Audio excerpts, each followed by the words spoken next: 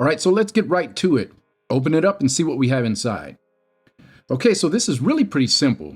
It comes with the phone holder portion, the adjustable assembly arm, and the instructions. I actually purchased this phone mount for my wife because she was complaining that her phone kept overheating because her old phone mount caused her phone to sit directly in the sun. So this mount solves that problem because most vehicles have their cup holder down in the center console, which will keep your phone away from the sun. It also makes the phone more accessible, which is very convenient so that you can focus on the road. This mount is similar to other mounts, whereas it has adjustable jaws that will hold the phone in place. And these jaws can be released by pressing a button on the back of the phone holder portion. Also on the back of the phone holder will be a joint with a locking mechanism which will attach to the adjustable assembly arm.